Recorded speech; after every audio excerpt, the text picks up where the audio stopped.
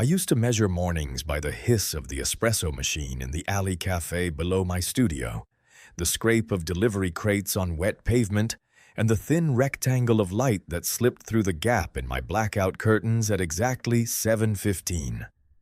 My name is Geon-woo. I am 29, and most days I woke before my alarm because my neighbor's cat had learned that the emergency stairwell outside my window made a satisfying drum when it wanted breakfast.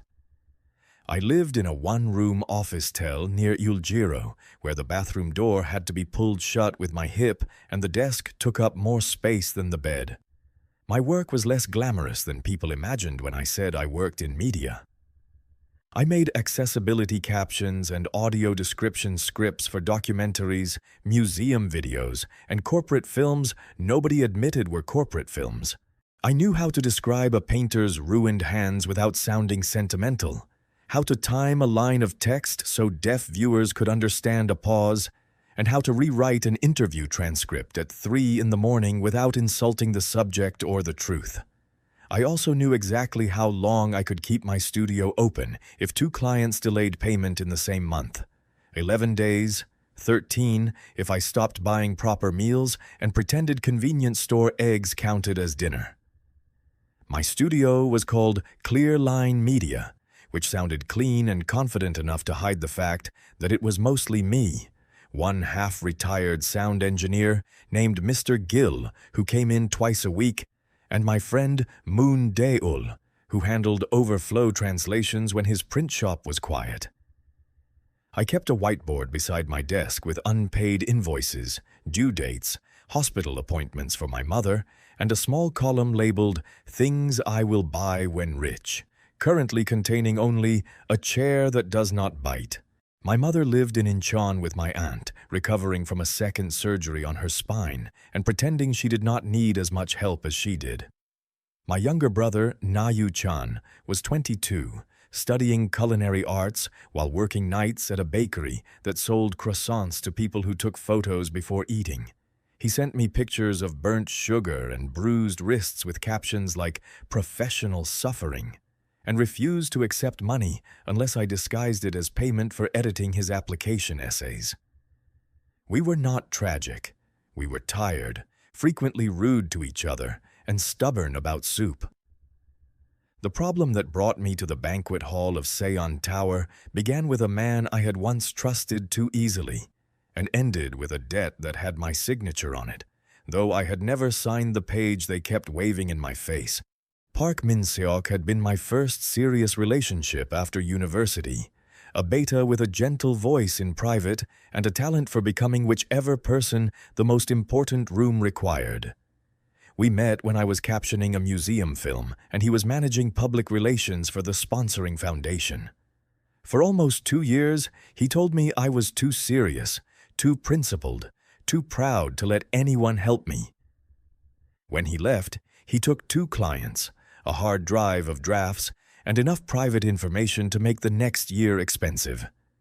I thought the worst of it was humiliation. Then a financing company claimed I had guaranteed a production loan for Min-seok's side project using my studio registration documents. The amount was too large for a mistake and too precise for mercy. My lawyer, a sleep-deprived woman from a non-profit clinic named Attorney O, said the copy looked altered but proving it would take time and money. The financing company gave me neither.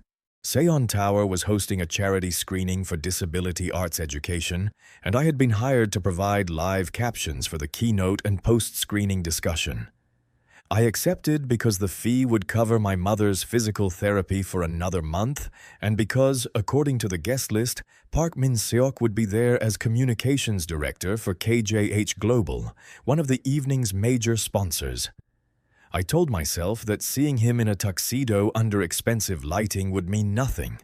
I had work, a black suit that still fit if I did not breathe too deeply after dinner, and a small earpiece through which the stage manager would whisper panic in 3 languages. Besides, Dae-ul said if Min-seok tried to speak to me, I should simply look at him and say, "New face, who are you?" Dae-ul was braver in theory than he was when dealing with his landlord, but I appreciated his imagination. "You are wearing the severe shoes," Yu-chan said over video call while I tied my tie in the studio bathroom mirror. "They are professional shoes. They make you look like you intend to audit someone's soul." That is the goal. He leaned toward his phone, flour on one cheek, hair pinned under a cap printed with smiling bread. "If Min-seok says anything, leave." "I'm working." "Then make him read captions of his own nonsense." "I am a professional." "You are an omega with a temper and a vocabulary. Be careful." People liked to say omega as if it explained everything about me. It explained some things, including why certain clients assumed I would soften a disagreement if they smiled like indulgent uncles, and why debt collectors lowered their voices in a way that made my skin itch. It did not explain how I built a business out of underpaid contracts, learned basic accounting from online lectures, or once carried a broken office printer down 4 flights of stairs because Mr. Gill said men of my generation had weak backs. I had never wanted to be protected in the abstract. Protection, in my experience, often came with instructions on how to be grateful. The banquet hall smelled of polished wood, rain-damp coats, and catering food that had been arranged too beautifully to satisfy anyone. I arrived through the service entrance with my laptop, 2 backup cables, and a folder containing the event script marked in red. The stage manager, a young alpha woman named Seo Jae-won, greeted me with the relief of someone who had just discovered her parachute was packed. The caption monitor had failed during rehearsal, the keynote speaker had changed 3 paragraphs, and the sponsor's representative wanted a cleaner emotional tone, whatever that meant. "I clean grammar," I told her, "not emotions." She blinked, then laughed so hard her headset slipped. That small laugh steadied me more than the coffee I should not have drunk. I spent the next hour crawling under tables, syncing my laptop with the projection system, and correcting a sentence where a donor had accidentally promised to fund public humiliation programs instead of public habilitation programs. By the time guests began entering, I had forgotten to be nervous. Work did that for me. It narrowed the world to timing, accuracy, and the strange dignity of making sure no one was excluded from a sentence. Then Park Min-seok walked in behind a cluster of executives, wearing a midnight blue suit and the expression of a man who had rehearsed surprise.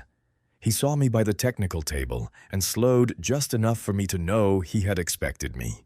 His hair was styled away from his forehead, his cufflinks probably cost more than my laptop, and the small smile he gave me belonged to a stranger who remembered the exact place to press a bruise. "Geon-woo," he said softly, "I heard you were doing freelance support tonight." "Captioning," I said. "Support is what a table does." A woman near him snorted before pretending to cough. Min-seok's smile held. "Still sharp. I hope you are well." "I hope the keynote stays on script." "You always did hide behind work. And you always did mistake a wall for a hiding place." His eyes flickered. Before he could answer, a hush moved across the hall from the entrance. I turned because everyone else turned. Heo Jae-won had arrived. I knew his name the way most people in Seoul's freelance economy knew the names of typhoons, from warnings, whispers, and damage reports. He was the CEO of KJH Global, an investment and logistics empire with legitimate offices, charitable foundations, and rumors attached to old docks, gambling money, and families who never appeared in tax documents. He was also the only son of Heo Jae-won, a man my aunt once described as the kind of wealthy that makes police officers forget grammar. Jae-won was 34, tall in a black suit with no visible ornament, and so composed that he made the room seem untidy by comparison. People shifted around him as if making space was a language they had learned young. He did not smile at the photographers. He did not greet Min-seok first. His gaze passed over the hall, assessed exits, faces, staff positions, the faulty caption monitor I had taped from behind, and finally me. For one strange second, I felt like a page being read for damage. Then he moved on. The first half of the event went well. The captions appeared when they should. The audience laughed at the right lines. The keynote speaker cried once, briefly and usefully. I stayed at my table, fingers moving, eyes fixed on the screen, while executives donated money with the solemnity of priests washing knives. During the reception afterward, I packed slowly because Hyerin begged me to remain until the donor video loop finished. That was my mistake. Min-seok found me beside the side corridor where waiters carried empty glasses toward the kitchen. "You shouldn't have come," he said without pretense this time. "I was hired. I'm trying to help you avoid embarrassment." "That is generous, considering your history of causing it." His face hardened. "The financing company called me. They said you're making accusations." I said I didn't sign the guarantee. "You always sign things without reading when you're overwhelmed." "No," I said. "I used to trust you when I was overwhelmed. Different illness." He stepped closer, enough that two servers glanced over and looked away. "Be careful. People here value reputation. If they hear that an accessibility vendor is under investigation for debt fraud, your little studio won't survive the week." My mouth went dry, which annoyed me. Fear should at least have the courtesy to be original. "Did you practice that in front of a mirror?" "I'm serious, Geon-woo." "So am I." The corridor doors opened behind him, and several guests spilled out from the main hall. Min-seok turned his body slightly, performing concern now that we had witnesses. "I'm worried about you. You look tired. Is this about money again?" A few heads turned. I understood the shape of the trap only when he raised his voice a little. "You can't keep blaming other people for your bad decisions," he said. "You used my name to get work, took loans you couldn't handle, and now you're trying to drag me into it?" Heat crawled up my neck. In the hall, reputation moved faster than sound. A donor's wife stopped mid-sip. Hyerin, across the room, froze with a stack of cue cards in her hand. My first impulse was to answer every lie with a document, but all my documents were in Attorney Oh's office, and Min-seok had chosen a room where dignity could be made to look like defensiveness. "Lower your voice," I said. "Why? Because truth embarrasses you?" "No, because your acting is worse when you project." Someone laughed before swallowing it. Min-seok's face went pale around the mouth. He reached for my elbow as if guiding me gently aside. I moved back. His fingers closed on air. That was when Heo Jae-won appeared at the edge of the circle. He did not hurry. He did not demand an explanation. He stood beside a table decorated with white orchids and looked from Min-seok to me, then to the hand Min-seok had failed to place on my arm. The room adjusted itself around his stillness. "Director Park," he said. Min-seok bowed quickly. "CEO Heo, I apologize. This is a personal matter." I heard my name. "You did? You said he used it to get work." Min-seok's throat moved. "I meant my name, sir." "Then speak accurately." The correction was quiet. It landed harder than a shout. Jae-won looked at me. "Na Geon-woo." I did not like that he knew my full name. I liked even less that hearing it from him made the watchers turn from gossip to calculation. "Yes. You provided captions for the Memorial Archive project last winter." "I did." "The foundation director said you refused a rush fee because the source interview had errors." "I refused to certify a transcript that misidentified a deaf speaker and corrected it overnight. Mr. Gill corrected the audio. I complained and typed." One corner of Jae-won's mouth moved, barely enough to count as expression. Then he turned toward the room, toward Min-seok, toward every guest pretending not to listen. "Mr. Na is not here because of Director Park. He is here because my office requested the best vendor for the job. Min-seok opened his mouth. Jae-won continued before a sound emerged. And because he is my future. The hall changed. It did not become silent exactly. It inhaled. A dropped spoon rang too loudly from the catering station. Heo Jae-won's cue cards slid from her hand in a white fan. My own mind, usually reliable under pressure, presented one clear thought. That sentence needs a verb. Min-seok stared at him. Your future, sir. My future husband, Jae-won said. If I had been a different person, I might have fainted.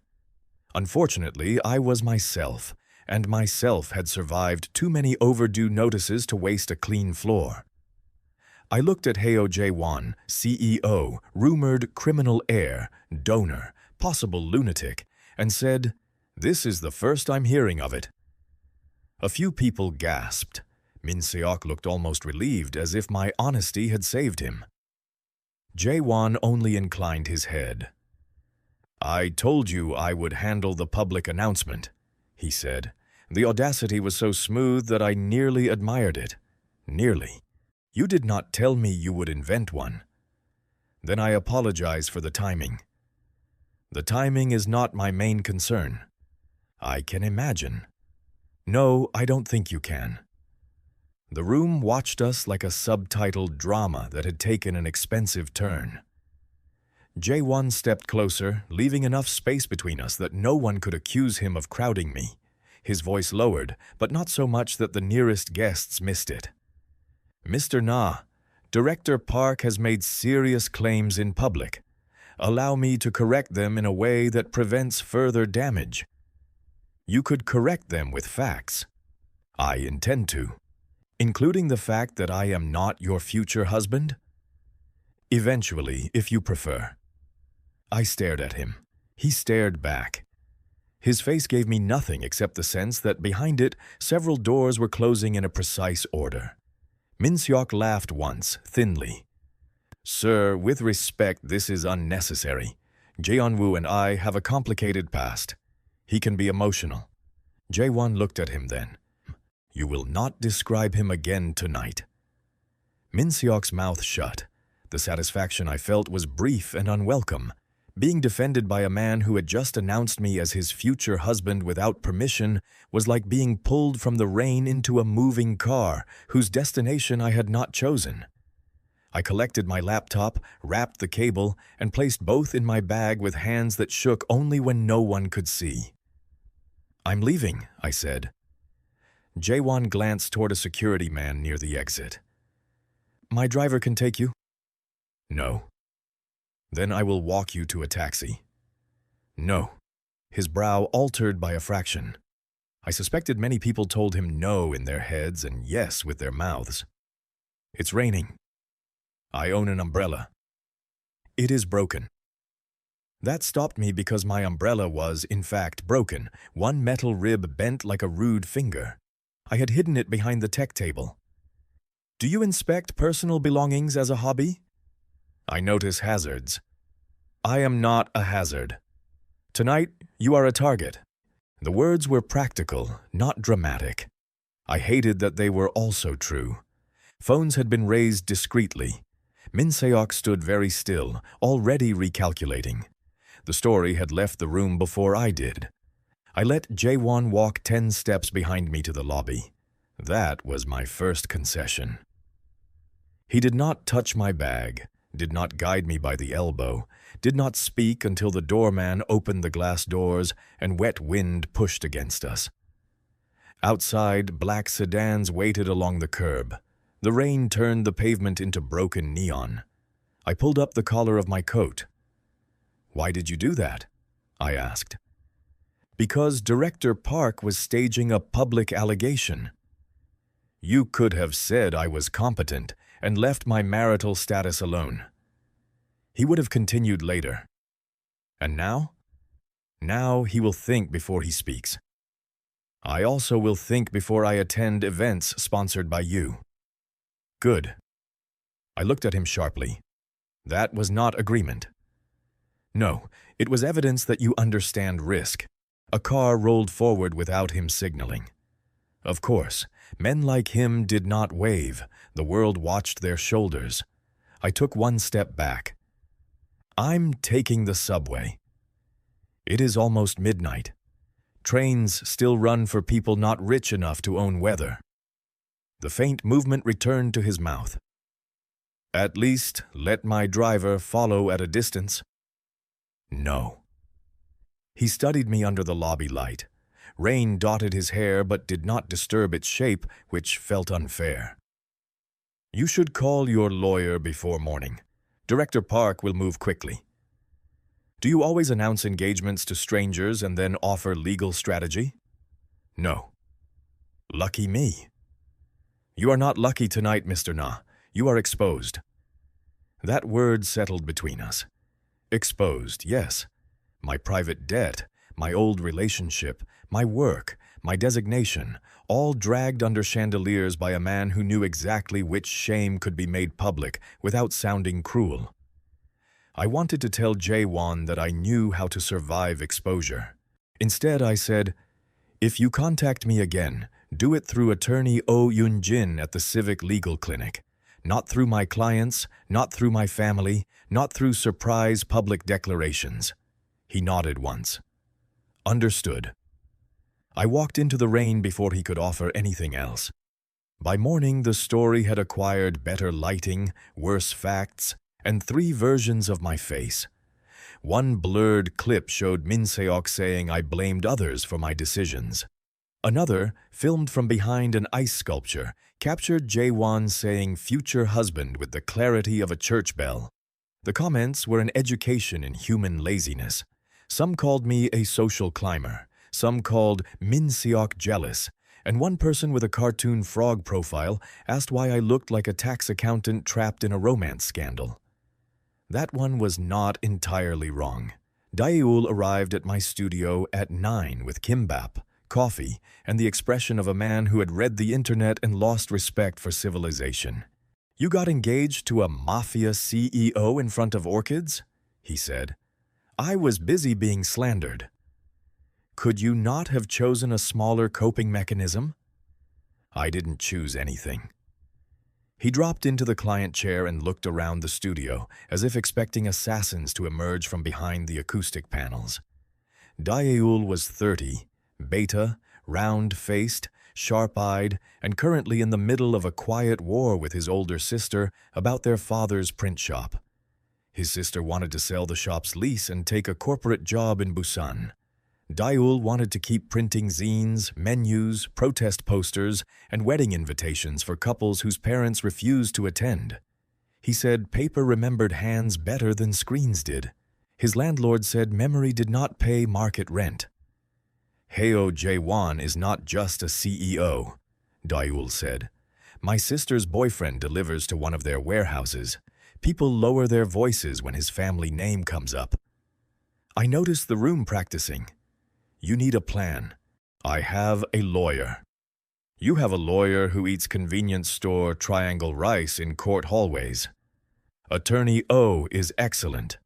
She is excellent and underfunded. Those are different categories. My phone rang before I could answer. Attorney O's name appeared, which meant the universe still had comic timing. Mr. Na, she said when I answered, I saw the video. Good morning to you too. I also received a message from Heo Jae-won's legal office requesting a meeting. They attached preliminary evidence suggesting the guarantee document tied to your studio may have been altered by someone with access to Director Park's department. I sat down slowly. Daeul leaned forward, all humor gone. What evidence? Metadata from a scanned PDF, internal routing logs, and a copy of an email chain from KJH Global's former sponsorship archive. I have not verified everything. I do not trust gifts from powerful men. Neither do I. Good. Meet me at my office at 2. Do not speak to reporters. Do not post. Do not meet Heo Jae-won alone.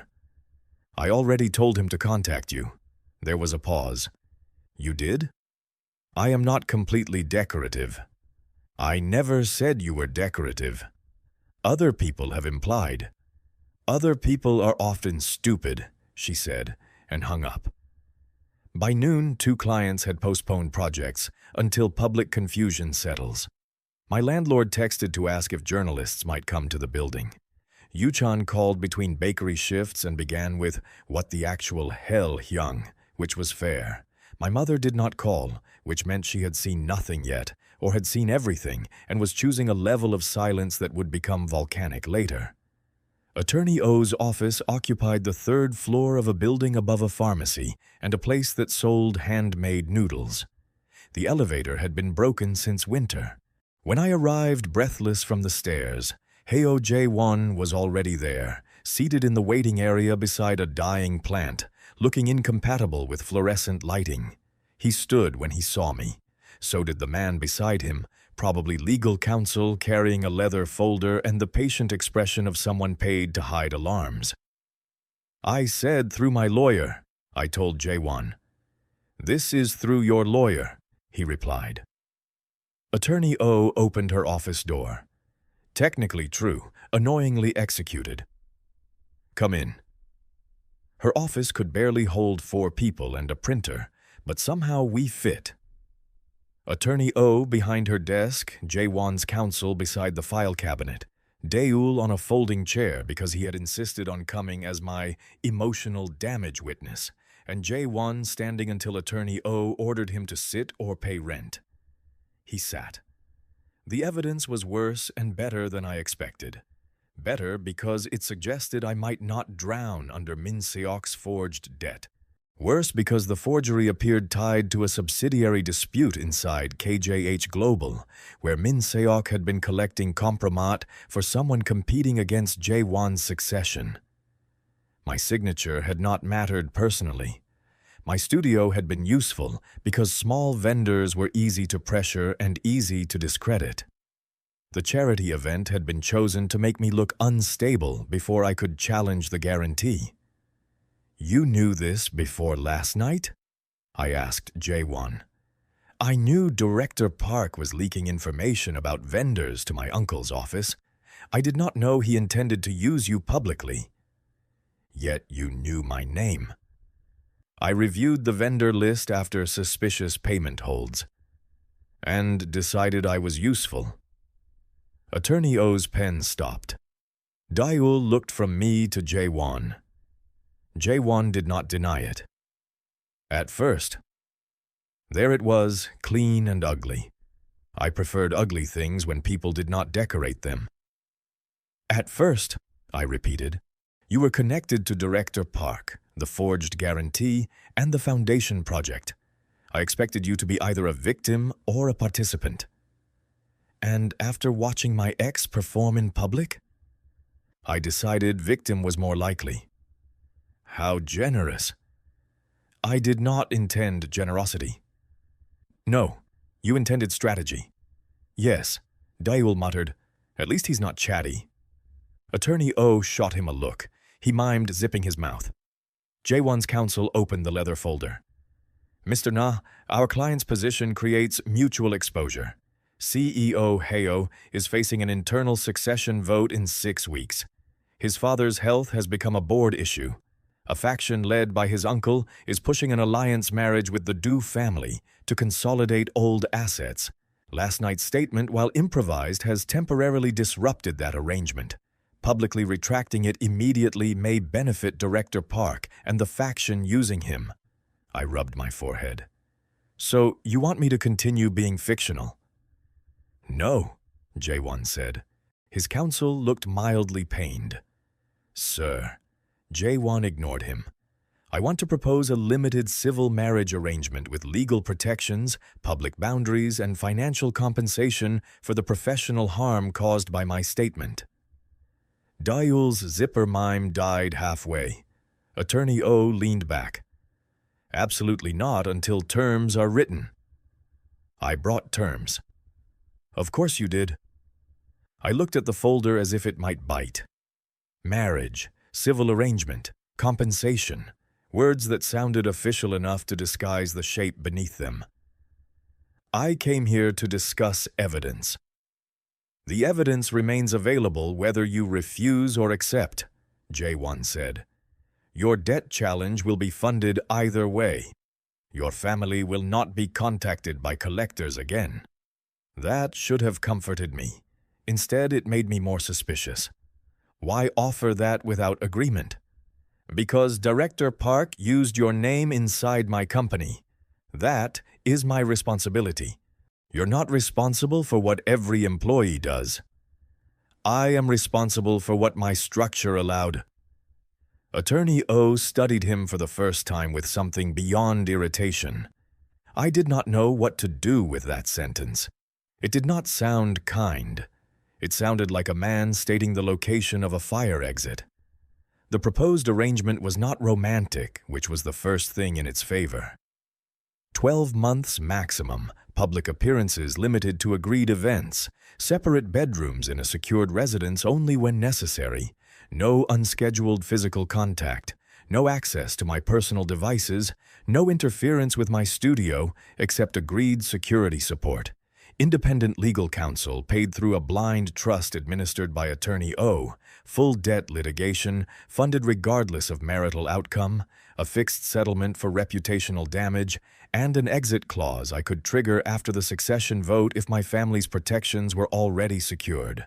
Jae-won would receive a spouse recognized as legitimate under his father's inheritance condition and a public reason to reject the due alliance without appearing weak. I would receive time, money, evidence, and a shield I had not asked for but could not afford to dismiss. No intimacy clause? Daeul asked before anyone could stop him. Attorney Oh closed her eyes. Jae-won's counsel said, "The draft states no conjugal expectations."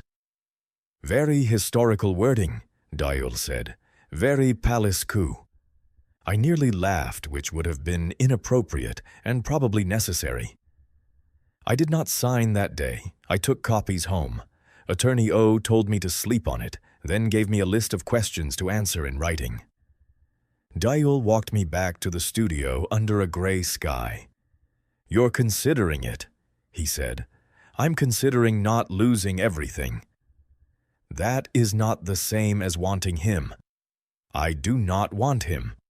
"Didn't say you did." "He announced me as his future without asking." "Terrible." "He also gave evidence without making it conditional." "Annoying." "And he admitted he saw me as useful." "Men with cheekbones usually lie about that." I didn't notice his cheekbones. Daeul glanced at me. "I am your friend. Don't insult both of us." At the studio, 2 more postponement emails waited. My mother finally called. I answered with the posture of a soldier reporting for execution. "Are you married?" she asked. "No." "Are you engaged?" "No." "Are you pregnant?" "Mother." I don't know how scandals work now. I'm not pregnant. I'm not engaged. I am in legal trouble and someone made a public statement that complicated it. Is he cruel? The question surprised me because she did not ask if he was rich, handsome, alpha, or safe. She asked the only thing that mattered and the hardest thing to answer. "I don't know," I said. "Then don't let his money answer for him." That night, after my mother hung up, I stayed in the studio until the cafe downstairs turned off its sign. I opened the draft agreement again, then the debt notice, then the email from a client who had decided to pursue a larger vendor. The larger vendor had once subcontracted me and paid late. I thought of my mother pretending to sleep through pain, Yu-chan burning his fingers on pastry trays, Daeul refusing to sell a print shop that barely paid him, Attorney Oh's printer coughing through pro bono cases, and Min-seok smiling in a circle of witnesses. Pride was important. Pride also did not pay surgical invoices. Dignity, I decided, was not the same as refusing every ugly tool. Sometimes it was reading the handle before picking one up. I signed 5 days later after adding 3 pages of revisions. Jae-won read them in Attorney Oh's office without visible reaction. "You want weekly contract review meetings?" "Yes." With your lawyer present. Yes. You want your studio address removed from all security circulation except emergency access. Yes. You want Director Park barred from any project involving your work. I want him investigated, not merely moved. Already started. I want that in writing. He nodded to his counsel. You want the right to correct anyone who calls you purchased, kept, rescued, or lucky. That one is not legal language. It's for my health. It can stay. Attorney O's eyebrows rose. Dae-ul, who had again inserted himself as moral furniture, mouthed expensive therapy. Jae-won reached the final revision and paused. You want an apology drafted for public release if I violate your boundaries. I want it drafted now so your team can't make it sound like weather later. His gaze lifted. Weather? Unfortunate conditions, miscommunication, mutual misunderstanding. All the phrases wealthy men use when they are almost sorry. For the first time, I saw amusement reach his eyes and then retreat before anyone else could use it. Reasonable. His counsel made a small noise suggesting reason had been murdered. Still, the terms were accepted. The marriage registration happened 3 days later in a ward office with beige walls, a clerk who recognized Jae-won and forgot how to staple, and Dae-ul taking a photo of the ceiling because he said the romance industry had lied about municipal lighting. Jae-won wore a dark suit. I wore the severe shoes. We signed, stamped, and became husbands without touching each other. Outside the ward office, reporters waited because, of course, they did. Jae-won's security formed a clean path. I had been briefed to say nothing beyond a prepared line about privacy and legal proceedings. Min-seok would see the photos before lunch. So would my mother. So would every client who had postponed. My palms were damp. Jae-won stopped before the cameras and looked at me. Ready? No. He absorbed that. Do you want to use the rear exit? I searched his face for strategy and found only attention. The rear exit would invite speculation. The front would expose me. He was asking anyway. No, I said. Let's finish the scene they came for. We stepped out. Questions struck from every direction. Is this real? How long have you been together? Did Director Park know? Is the debt fraud connected? Jae-won did not place a hand on my waist. He did not perform tenderness. He stood beside me, close enough to make the marriage visible, far enough that I could breathe. I said, I will not discuss ongoing legal matters. I will continue my work. My private life is not a public hearing. It was not charming. It was not soft. It sounded like me. Jae-won's head turned slightly, and I had the unsettling impression that he approved. The secured residence was not a mansion, which I had feared, but a penthouse above a quiet street in Hanam-dong with too much glass and furniture that looked trained not to creak. I moved in only because the press had found my office tell and because Attorney O said temporary relocation was sensible after a photographer tried to bribe the cafe owner downstairs. I brought 2 suitcases, my desktop monitor, 3 plants, and the chipped blue mug Yu-chan had made in a high school ceramics class. The security chief, a courteous beta named Mr. Guan, showed me emergency exits, elevator protocols, and panic buttons with the calm of a museum docent. Then Jae-won showed me the private office he had emptied for my use. I did not ask for an office, I said. You work late. I have a studio. You still have it. This is for nights you cannot safely return. The room contained a desk, adjustable chair, monitor stand, blackout curtains, and acoustic panels still smelling faintly of new fabric. On the desk sat a printed note. No cameras, no entry without permission. Network isolated. I picked it up and looked at him. Trying to prove you read the revisions? No, trying to avoid Attorney O. Wise. He almost smiled. The kitchen is shared. My study is locked unless I invite you. Your bedroom locks from inside. Staff enter only after knocking. If anyone fails that, tell Mr. Gwon or me. What about you? I knock. And if you fail?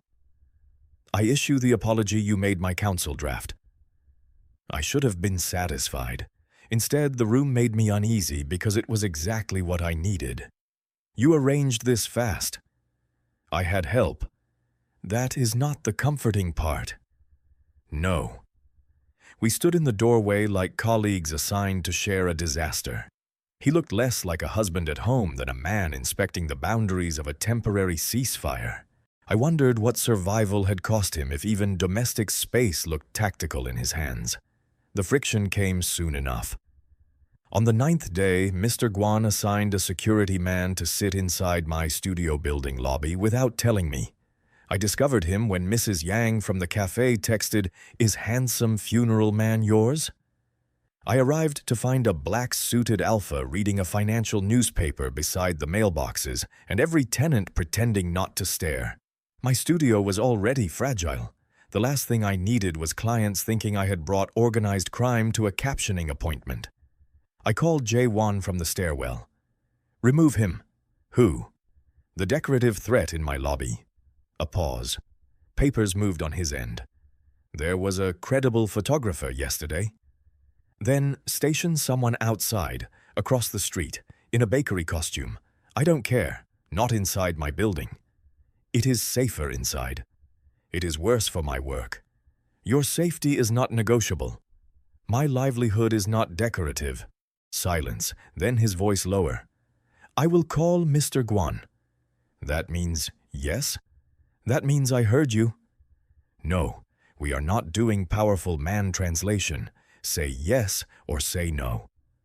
Another pause. Yes.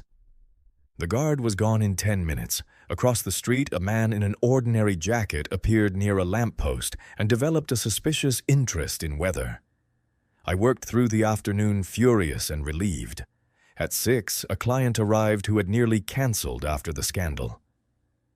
She glanced outside, saw no black suit in the lobby, and stayed. That evening, a message from Jae-won appeared. Your point was correct. I apologize for deciding without asking.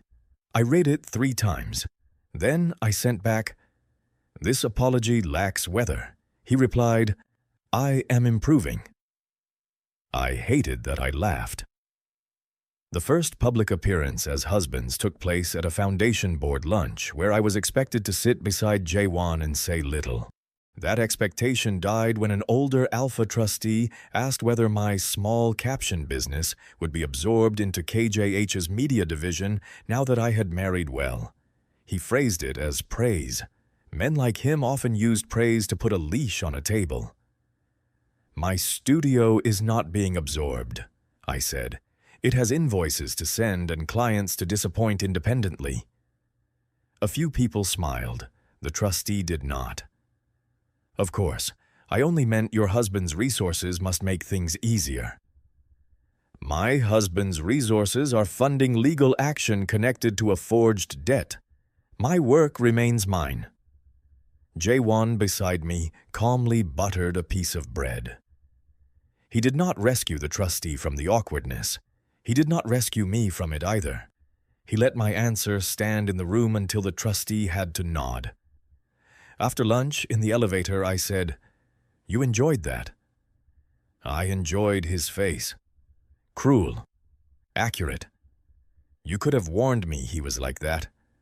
You handled him. That is not the point. No, he said after a moment.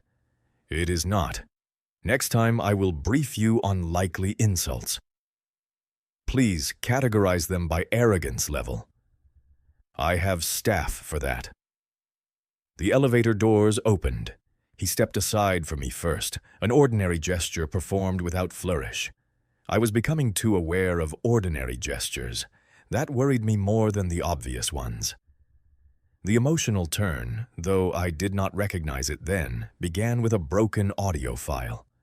A museum client sent me archival footage from a 1998 dock workers' strike for a documentary on labor memory. The audio was damaged, voices buried under rain and engine noise. Mr. Gill loved damaged sound the way surgeons loved impossible fractures. We worked late in the penthouse office because press still lingered near my building. Near midnight, while I was isolating a woman's voice from static, Jae-won knocked. "Come in," I said, forgetting to sound indifferent. He entered with a glass of water and stopped when the audio filled the room. A man's voice crackled from the speakers. They said the boy was inside. Then a crash. Rain, shouting, a child crying once before the sound dissolved. Jae-won's hand tightened around the glass. It was small, almost invisible, but I had spent my life reading pauses for captions. His face did not change. His body did. I paused the file. "Is the sound bothering you?" "No." "CEO Heo." He looked at the monitor, not at me. "That warehouse belonged to my family." I turned slowly. "In 1998? "Yes." The documentary source notes had mentioned an illegal storage facility, a fire, missing records, no names. "Were you there?" He placed the glass on the desk with care that made the action louder than dropping it. "I was 7. My mother had taken me to the office. A negotiation went badly. Someone locked a side room to prevent people from entering the wrong corridor. They forgot I was inside." I said nothing because the wrong words would have made the room vulgar. "My father dismissed the staff member who found me," Jae-won continued. "He said panic made witnesses unreliable. My mother kept the boy's shoe." "The boy?" "Mine." He looked down at his polished shoes as if surprised by them. "I kept it after she died." That detail moved through me slowly. Not a confession. Not a plea. An object.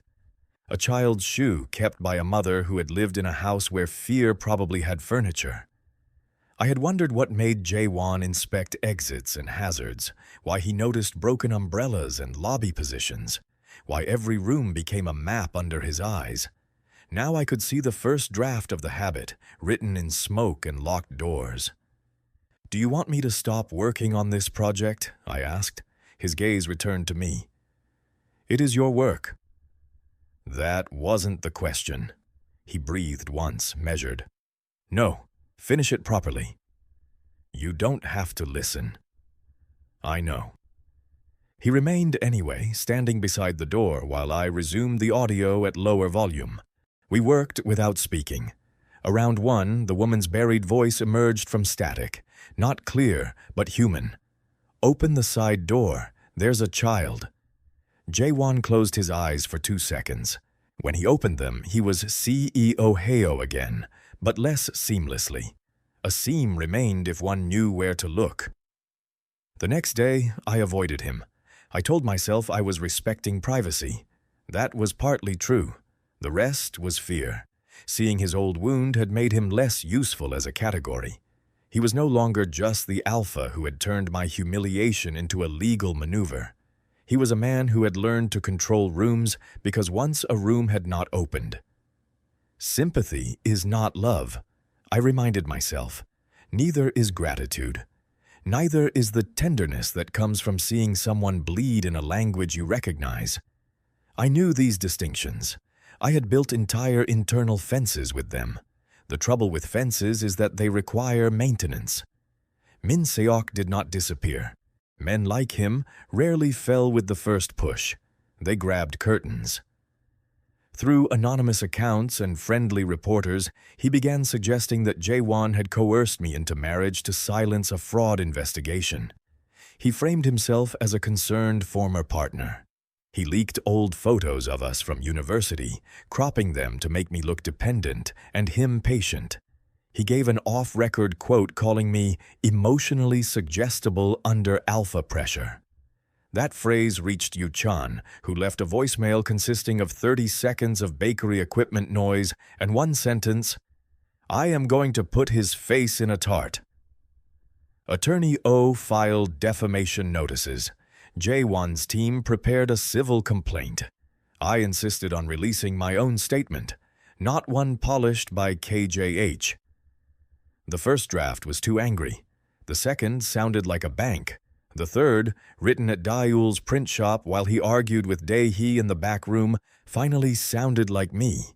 I have made mistakes in business and in love. Signing a forged loan guarantee was not one of them.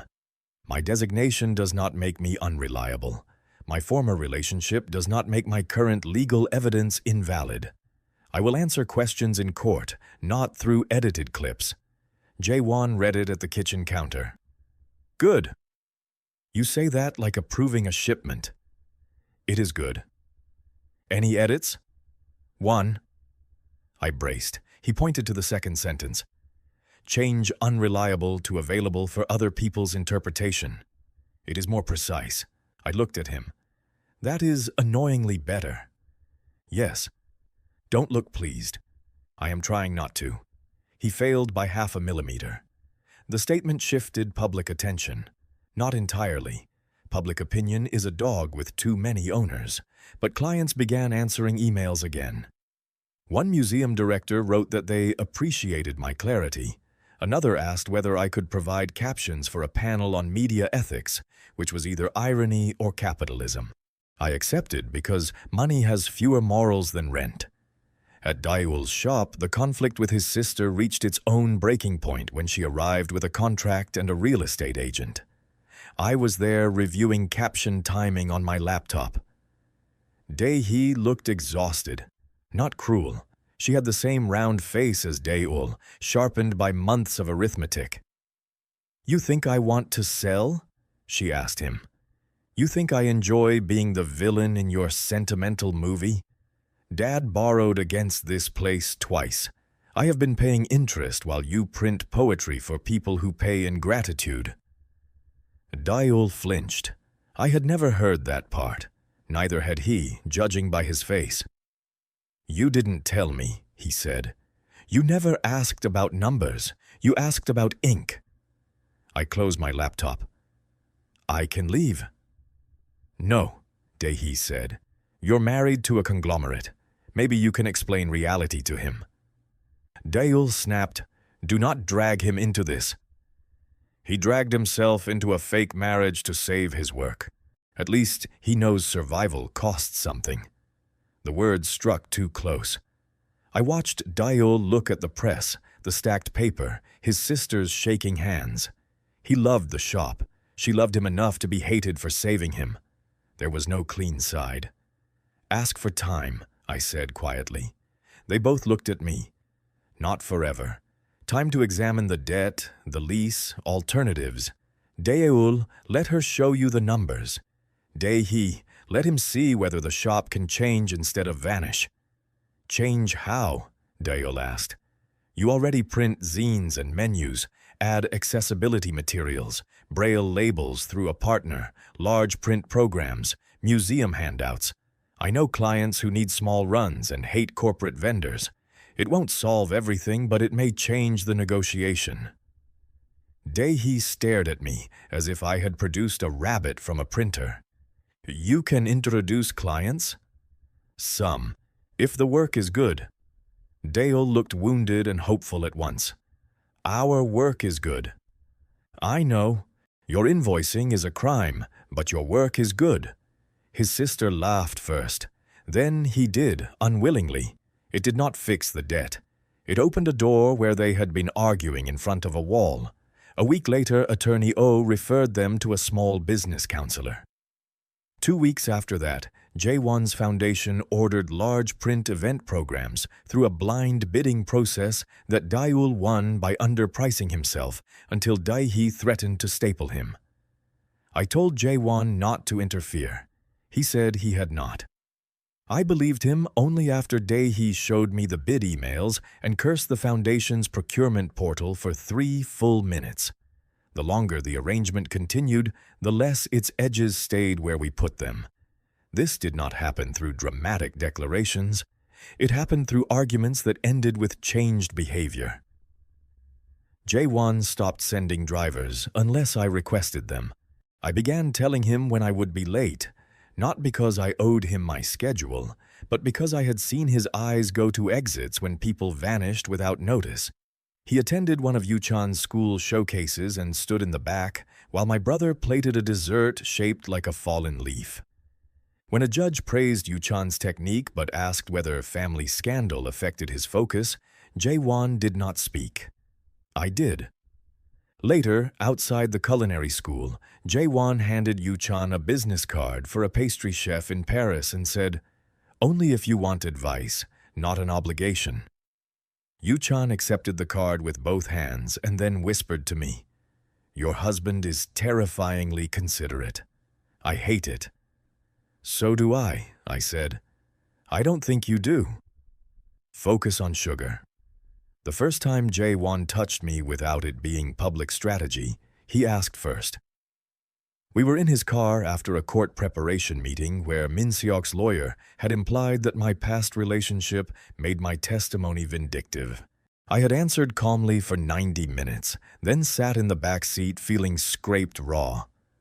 Seoul moved beyond the tinted window, bright and indifferent. My hands were clasped too tightly in my lap. "May I?" Jae-won asked. I looked at him. He had not moved. His hand rested palm up on the seat between us, an offer with no pressure built into it. "What is that supposed to do?" I asked because fear often came out of me wearing sarcasm. "Nothing useful." That answer undid me more than comfort would have. I placed my hand in his. His fingers closed gently, not claiming, not trapping, simply present. His palm was warm from the car's heater. There was a faint roughness near his thumb, surprising on a man whose suits could cut glass. We sat like that until we reached the penthouse. He let go before the door opened. After that, I became more cautious, not less. Wanting him was no longer a theory I could dismiss as stress.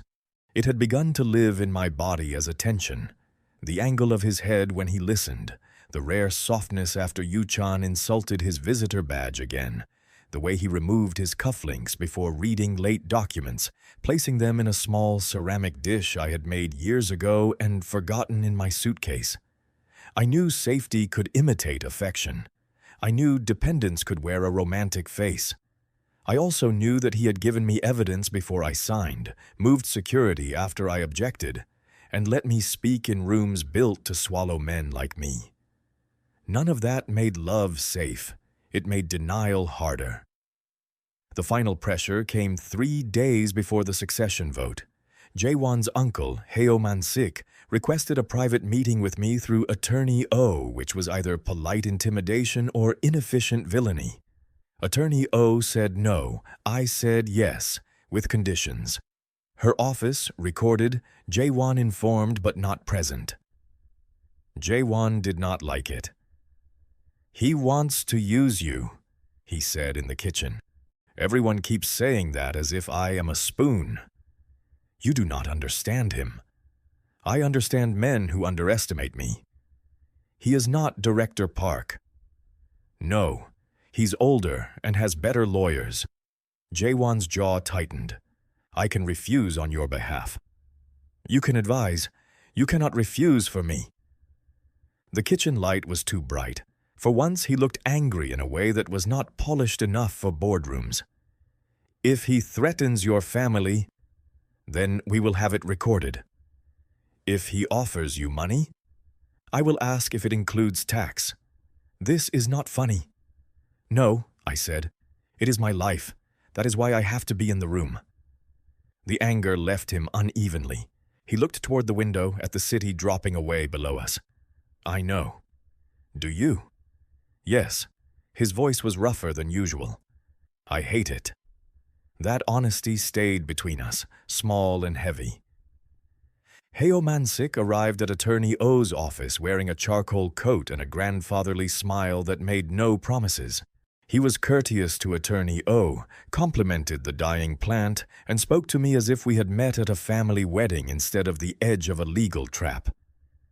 "Mr. Na, my nephew has placed you in an unkind position." "I placed myself in some of it."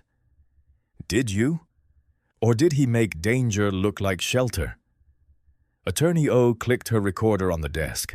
Jae-won smiled at it. "I am offering a clean exit. he said. A public annulment after the vote, debt paid, your family protected, your studio funded for 3 years. In return, you release a statement saying the marriage was arranged under pressure from Jae-won. That would be false. It would be believable. Different category. He regarded me with mild approval. You are sharper than Director Park said. Director Park's judgment is under review. Indeed, he has become inconvenient. Man-seok folded his gloved hands. My nephew will not give you a normal life. He does not know how. He will build walls and call them rooms. You may survive inside them for a while because you are proud. Pride is excellent fuel. Poor shelter. The cruel part was that he was not entirely wrong. Attorney Oh watched me carefully. I thought of Jae-won's isolated network, his apologies, his locked childhood, his hand open on a car seat. Walls, yes, also doors he had learned to open slowly. What do you get? I asked. A succession not governed by an impulsive marriage. What do I get if I refuse? Scrutiny, lawsuits. Perhaps your brother's school receives questions about admissions irregularities. Perhaps your mother's clinic is audited for billing. Nothing illegal, Mr. Na, just pressure. Life contains pressure. Attorney Oh leaned forward. That is close enough to a threat for my taste. It is a weather report, he said pleasantly. I almost laughed. Wealthy men and their weather. I looked at Man-seok. Your offer is bad. It is generous. It assumes I want to be saved from embarrassment more than I want the truth. Most people do. Most people didn't spend years writing captions for men who lie on camera. I know the difference between a pause and an answer. His smile thinned. I will not say Jae-won coerced me.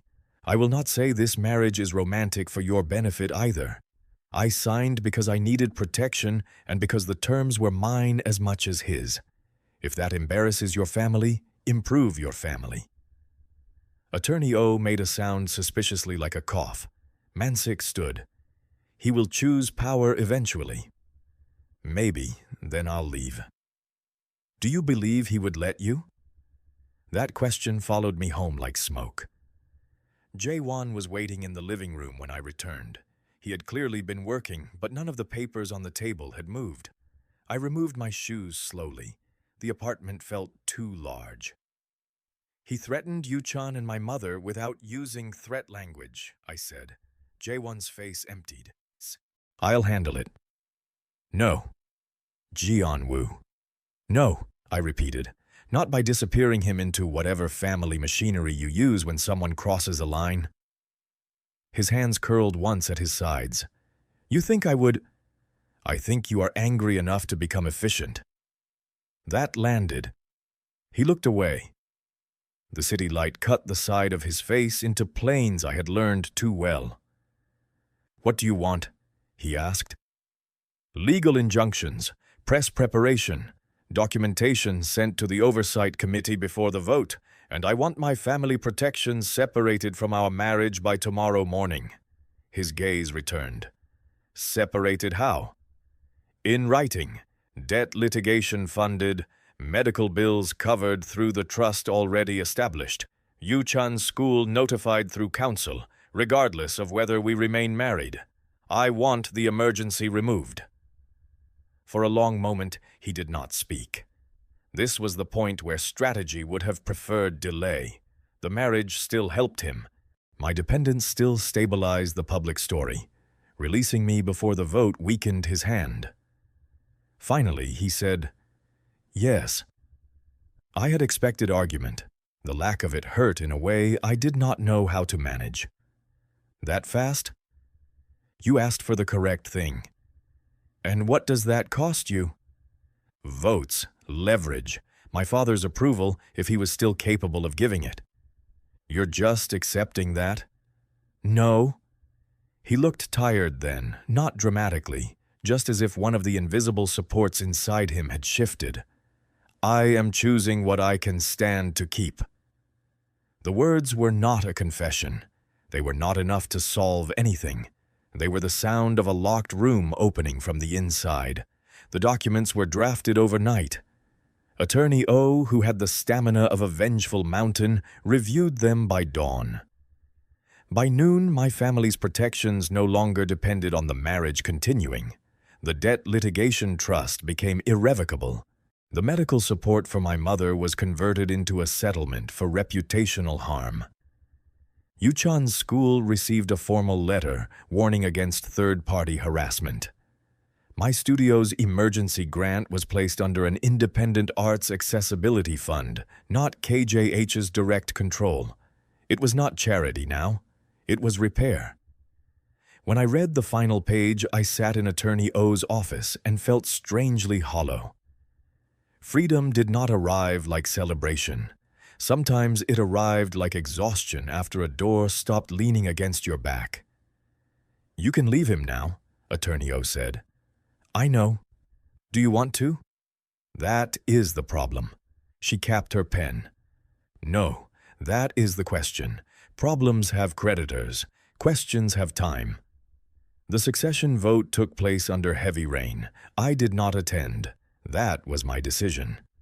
Jae-won asked once if I wanted to stand beside him. I said no. He nodded. I spent the day at my studio with Mr. Gill, repairing audio for the dockworkers documentary, while Daeul and Dae-hee argued gently over paper weights in the corner.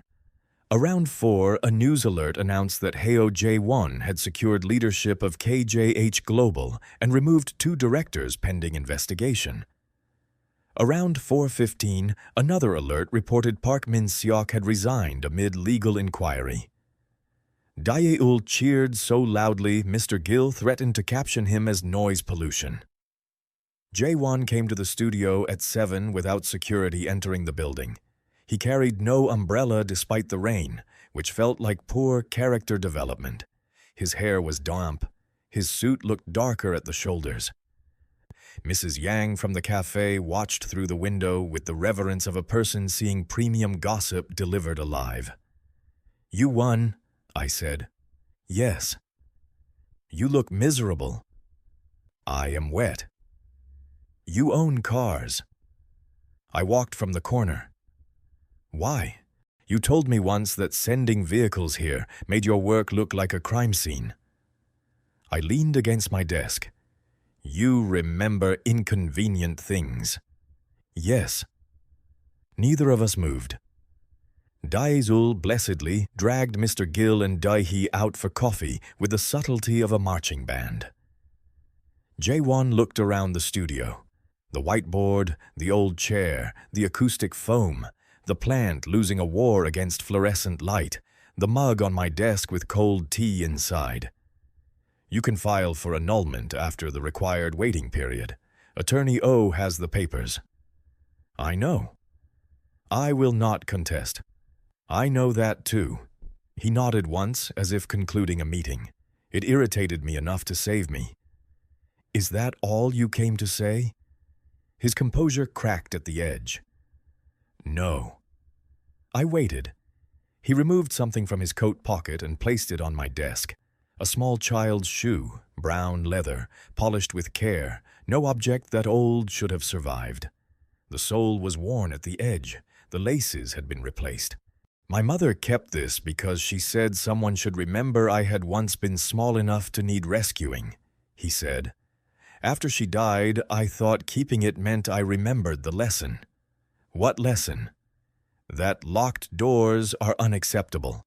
That if I controlled enough variables, no one I cared about would be left inside a room waiting. His voice stayed quiet. He did not look away. I turned people into variables anyway. You were right to make me separate the protections from the marriage. I touched the edge of the desk, not the shoe. Why bring it here? Because I do not want to ask you to stay inside my life as if I have already made it safe. I want you to know what is wrong with me before I ask whether I may try differently. The rain tapped the window behind him. Seoul blurred into streaks of white and red. I thought of all the versions of protection I had refused, all the bargains I had made, all the ways fear could dress itself as devotion.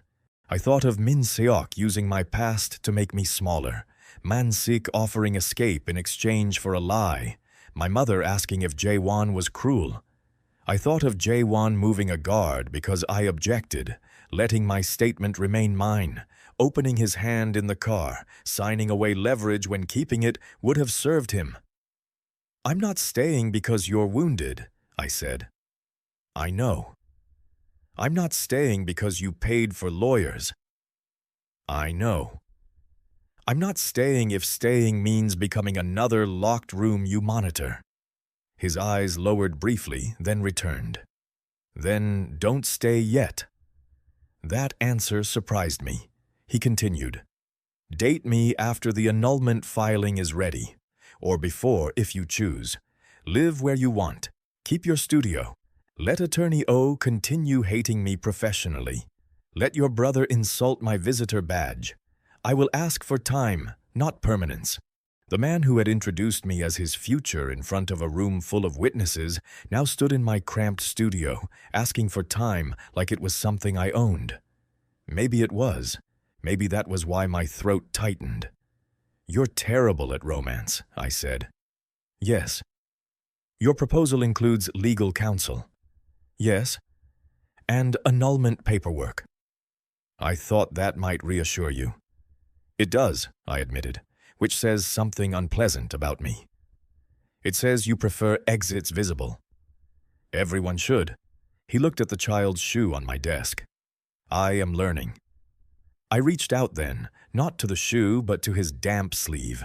The fabric was cold under my fingers. "You can start by buying an umbrella."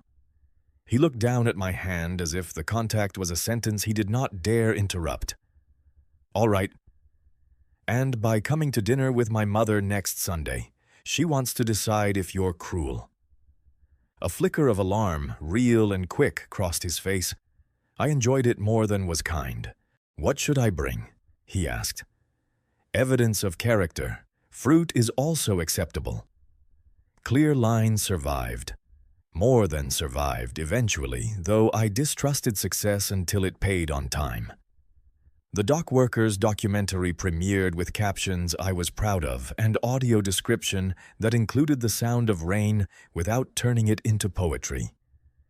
Dae-ul and Dae-hee kept the print shop by changing it, not preserving it in amber. They printed large-type museum programs, small poetry books, protest signs, and one set of wedding invitations for 2 women whose families did attend after all and cried on the envelopes. Attorney O continued to dislike Jae-won with the steady professionalism of a lighthouse. Min-seok's case moved slowly, as real justice often does, but it moved. Some days that was enough. Jae-won and I did not become simple. He still planned too far ahead. I still bristled when Care arrived wearing instructions. We argued about security, sleep, my habit of accepting low-budget projects that mattered more than they paid, and his habit of standing near doors at restaurants where no one was hunting us. Sometimes he went quiet instead of answering, and sometimes I mistook quiet for dismissal before remembering to ask. Sometimes I was unfair. Sometimes he was too controlled to notice he had become unfair first. We apologized without weather. That became a rule. The blue folder remained in Attorney O's office until spring. On the day the cherry trees along the narrow street behind my studio began dropping petals into delivery crates, I walked there alone and took it out. I read every page again. Then I called Jae-won and asked him to meet me at the ward office where we had first signed under beige lights. He arrived 10 minutes early. Of course he did. I handed him the folder. "You are free," I said. He accepted it carefully. "So are you." "I know. Do you want to file?" "Want to—" I looked at the building, at the clerks moving behind glass, at the place where we had stamped ourselves into a lie that became a negotiation, then a shelter, then a question. "No." His face did not change much. I knew him well enough by then to see the effort it took. "No?" he repeated. No, but I want a new agreement. His brow moved. Terms. No public announcements without asking. No security decisions without discussion unless blood or fire is involved. My studio stays mine. Your family stays out of my family. Attorney O reviews anything with my signature until she retires or ascends. We visit my mother twice a month. You buy your own umbrella. And if you call me your future again, it had better be because you are asking, not declaring. For a moment, he only looked at me. Then he said, "Na Geon-woo, may I call you my future?" There were no orchids, no donors, no ex trying to make me small, no room full of people waiting to decide what I was worth. There was traffic behind us, petals stuck to the wet curb, and a man holding annulment papers he would have filed if I had asked. I stepped closer and straightened his tie because it had shifted in the wind. "Yes," I said, "but only if you understand that I am also my present." "I understand." "You will forget." "Probably." "I will remind you." "I'm counting on it." He held out his hand, palm open as it had been in the car months before. This time I did not take it because I needed comfort, or cover, or balance under watching eyes. I took it because the day was ordinary enough to make the gesture honest. We walked past the ward office without going inside, toward the narrow street where petals gathered in puddles and the city kept making room for people who chose, imperfectly, to remain.